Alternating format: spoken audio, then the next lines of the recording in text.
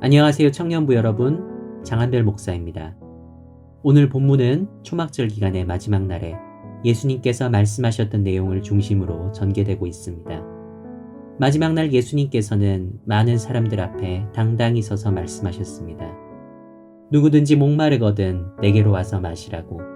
나를 믿는 자는 성경의 이름과 같이 그 배에서 생수의 강이 흘러나올 것이라고. 이 말씀을 들은 사람들은 수군거렸습니다. 누군가는 예수님이 정말 그 선지자 엘리야라고 그랬고, 다른 누군가는 그리스도라고 했습니다. 또 다른 사람들은 그리스도는 갈릴리에서 나올 수 없겠다고 했지만, 또 다른 누군가는 그리스도가 다윗의 동네 베들레헴에서 나온다고 기록되어 있지 않느냐고 말했습니다. 여러 가지 주장이 섞여 그 자리에는 소란이 일어났습니다.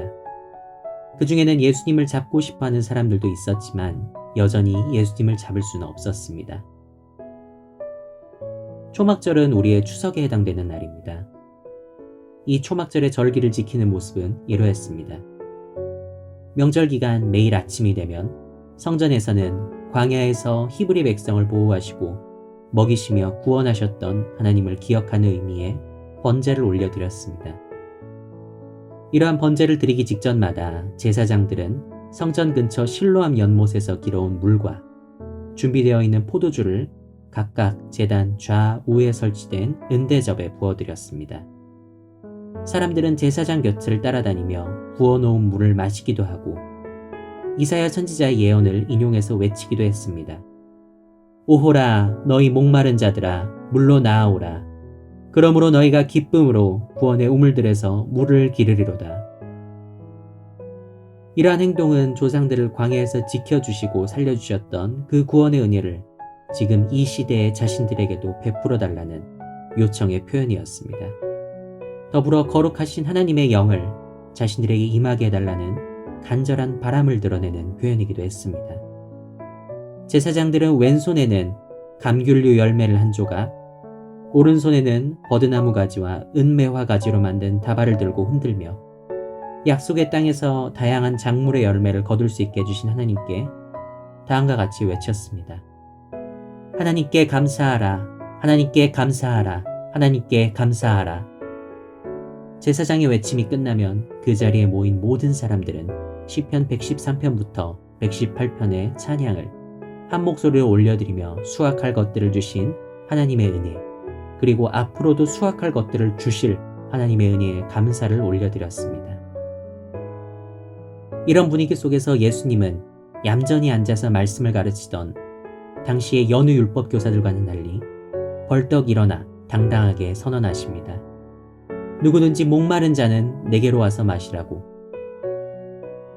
나를 통해서 이 명절에 백성들이 기도하고 구했던 공급의 은혜, 구원의 은혜도 모두 얻게 될 것이라고 선언하신 것입니다. 38절의 말씀은 성도 각 사람이 생수, 즉 성령의 근원이 될 수 있다고 말씀해 주신 것이 아닙니다.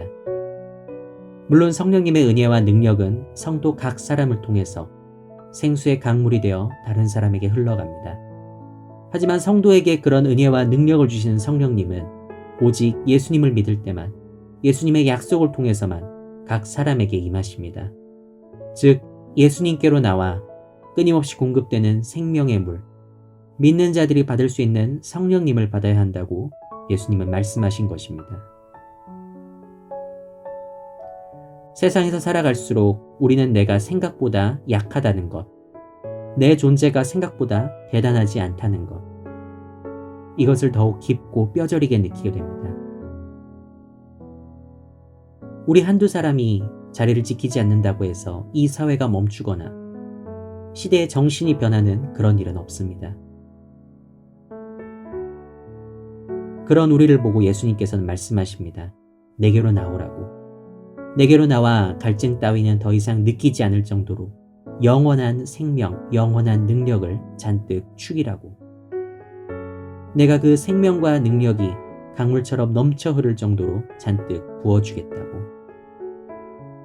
우리가 대단하기 때문에 부르신 것이 아닙니다. 알아서 생존할 능력이 있기 때문에 부르신 것도 아닙니다. 우리가 그렇지 못하기 때문에 우리를 살리시기 위해서 부르신 것입니다. 오늘 하루는 이렇게 성령님을 부어주겠다고 약속하신 예수님을 내가 얼마나 가까이 하고 있는지, 얼마나 신뢰하고 있는지 돌아보는 하루가 되기를 바랍니다. 내 영혼이 메말라 있는데 누구의 영혼을 돌아볼 수 있을까요? 내가 생명이 없는 시체와 같은데 누구에게 생명을 공급해 줄 수 있을까요? 우리의 힘으로는 그나마 우리의 영혼에 고여있던 생명을 가둬두고 유지하는 일조차 어렵습니다. 우리가 사막과 같은 그런 처지라는 것을 깨닫고 영원한 생명수의 근원을 찾을 때, 그리고 그 근원이 그리스도 되시는 예수이심을 깨달을 때 우리는 더 이상 메마르지 않습니다.